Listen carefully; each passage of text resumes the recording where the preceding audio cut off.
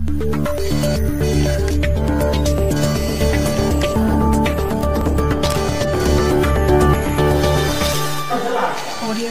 kita bicara pada dasar adanya regulasi secara yuridis dan juga sosiologis, coba pimpinan cek dan cari tahu peraturan atau landasan yuridis konstitusi mana yang mengatur tentang honor Forkopimda. Coba dijelaskan. Di dalam Undang-Undang Nomor 23 Tahun 2014 Pasal 26 itu hanya menjelaskan soal Forkopimda, tidak menjelaskan sampai pada honor Forkopimda. Dan kemudian kita membandingkan pada Permendagri Nomor 33 Tahun 2019. Kemudian di dalam itu menganggarkan anggaran honorarium bagi ASN itu tetap mengacu pada asas kewajaran, asas kepatutan, rasionalitas dan efektivitas. Sehingga saya mau tanya, tidak yang dibicarakan dari jangan sampai pakai asumsi pribadi. Nah, kalau memang dijamin apa regulasi mana yang mengatur soal honor Forkopimda? Kami bicara kalau dari sisi kultur, kemudian sosiologisnya, banyak hal yang kemudian tidak diperhatikan. Ada banyak krisis pembangunan yang ada di Flores Timur. Kalau kami mau membeberkan, pertama soal bagaimana masyarakat yang masih mengeluh soal rumah yang tidak layak huni. Ada 10 di desa Lamongo, ada di desa Lamongo, ada di desa Penapang, ada di desa Demondei. Itu banyak, yang masih banyak masyarakat butuhkan untuk disentuh. Kemudian secara sosiologisnya, beberapa tenaga honorer kesehatan yang sehingga itu masa Forkopimda tetap dengan nilai yang begitu fantastis 20 juta per bulan sesuai dengan pengakuan kepala kejaksaan, dan ini masa pimpinan dan juga Pemda tidak punya hati untuk masyarakat. Nah, dalam masa pandemi Covid seperti ini kami menteri minta honor Forkopimda ditiadakan, dan kemudian setelah pandemi selesai honor Forkopimda dibahas, tetapi tetap memperhatikan asas kepatutan, asas kewajaran dan rasionalitas. Itu kami menteri minta, dan masa pandemi perlu ditiadakan ini honor Forkopimda. Karena apa? Beberapa dana desa ADD itu juga sudah dipangkas melalui pergub juga. Itu sangat mempengaruhi operasional pembelajaran APK di desa. Nah, Forkopimda yang sangat fantastis ini kemudian kenapa tetap dibiarkan? Ada apa yang sebenarnya?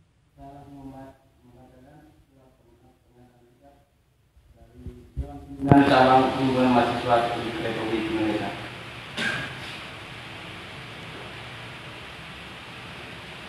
Berdasarkan ketiga poin audiens yang kami sampaikan dalam audiens bersama Dewan Perwakilan Rakyat Daerah Kabupaten Flores Timur, maka kami merekomendasikan beberapa hal melalui surat pernyataan sikap sebagai berikut. 1. Tentang polemik pasca hadirnya kapal Lampara di desa Murabean, Kecamatan Ciledug yang diduga adanya keterlibatan oknum ASN di Dinas Perikanan, maka kami meminta dengan tegas kepada pimpinan daerah Flores Timur agar memberikan sanksi tegas kepada oknum yang bersangkutan sesuai dengan kode etik ASN. 2. Kami meminta DPRD agar secara khusus memanggil Kepala Dinas Perikanan untuk mengevaluasi kinerjanya. 3. Terkait honor forum koordinasi pimpinan daerah Kabupaten Flores Timur, dengan sangat hormat Pemkri Cabang Larantuka 1 Agustinus meminta agar poin A, Bupati perlu mengeluarkan pergub baru tentang pemangkasan dan atau peniadaan honor Forkopimda dalam masa pandemi COVID-19. Poin B, meminta kepada DPRD Kabupaten Flores Timur dalam pembahasan APBD selanjutnya besaran nilai honor Forkopimda ini dapat disesuaikan dengan keadaan daerah Kabupaten Flores Timur. 4. Berkaitan dengan dana untuk penanganan COVID-19, BMKRI berharap agar pemerintah daerah Kabupaten Flores Timur lebih akuntabel dan transparan dalam pengelolaan dana tersebut hingga tidak ada indikasi korupsi yang terjadi di Flores Timur sesuai arahan Presiden dan KPK tentang sasaran penggunaan dana COVID-19. 5. Terhadap DPRD Flores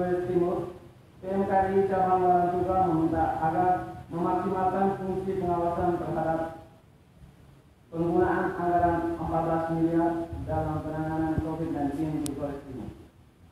Terima kasih, saya kembali.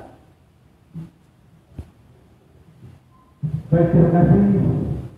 Sekali lagi atas nama pimpinan saya menyampaikan ucapan terima kasih kepada adik-adik PMKRI cabang Kabupaten Flores Timur yang telah datang studi pada kali yang ketiga. Sekali lagi di akhir pertemuan ini, sekali lagi saya menyampaikan permohonan 3 kali melayangkan surat kepada DPD secara kemarin baru hari ini tidak terjadi.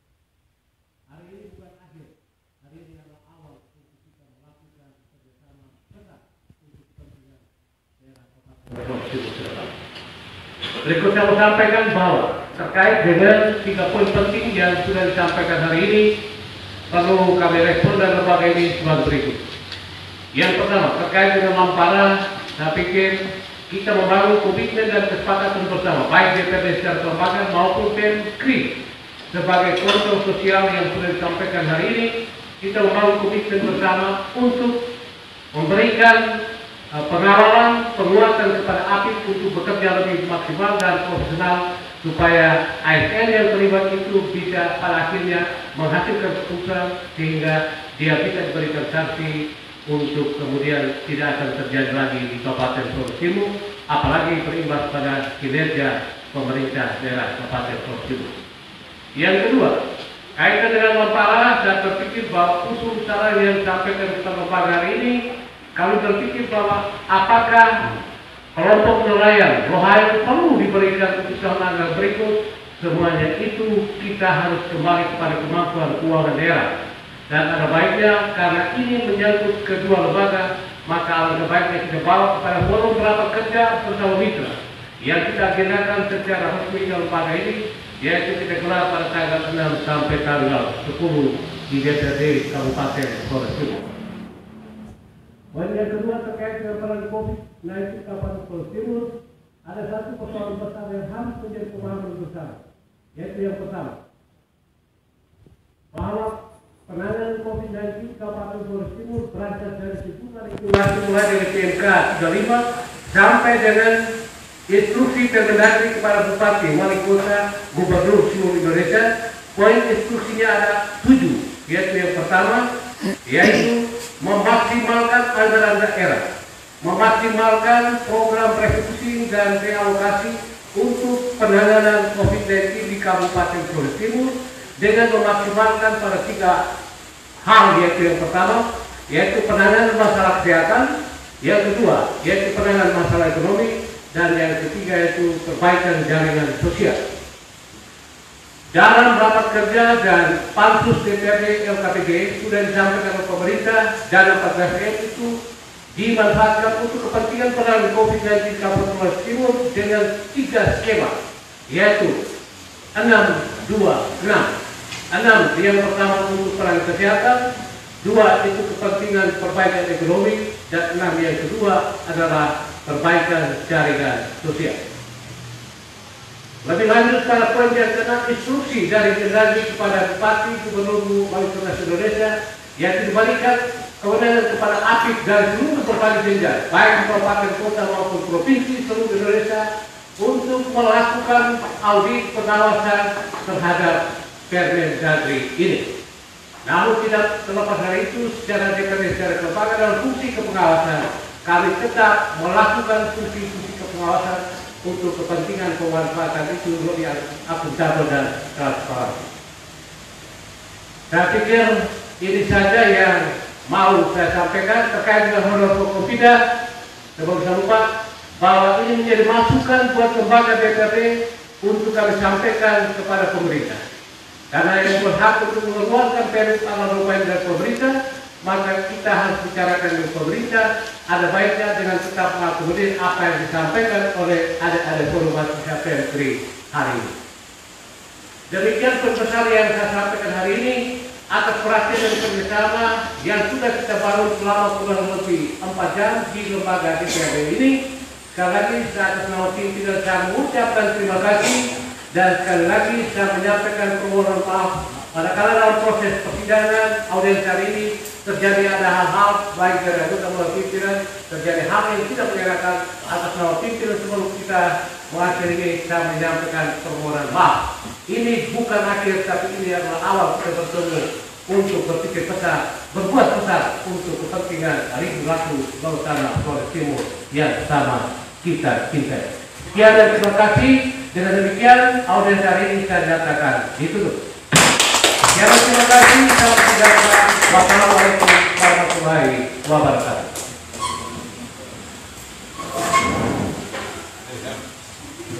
Saya menyampaikan terima kasih kepada adik-adik mahasiswa yang sudah melakukan audiensi dengan jasa dosen kelembagaan hari ini. Ada 3 poin besar yang disampaikan ke lembaga. Ini menjadi masukan bagi lembaga. Itu yang pertama terkait dengan besaran modal pokok bina. DPR pasti itu akan mengakomodir itu secara baik untuk kemudian kita serahkan kepada pemerintah untuk mempertimbangkan kembali soal dampak sosiologis, dampak yuridis terhadap besaran honor Forkompinda pada Pergub 25 dengan Pergub 64. Ya itu nanti kita akan bicarakan dengan pemerintah karena yang negara untuk melahirkan Pergub itu adalah yang pemerintah. Yang kedua soal Lampara, saya pikir lembaga DPRD bersama ada mahasiswa kita punya sepakat spirit yang sama untuk mendorong terus melakukan pihak aktif untuk melakukan kerja-kerja yang profesional. Manakala kemudian hari dia bisa menghasilkan kerja yang profesional, ya kalau memang dia dinyatakan bersalah ya silakan dia harus sanksi dengan penurunan jabatan atau yang lebih fatal lagi ya itu diserahkan kepada kewenangan pada aktif. Yang berikut soal penanganan keuangan kita tetap sepakat dan itu sesuai dengan instruksi Permendagri kepada Gubernur, Bupati, Wali Kota seluruh Indonesia.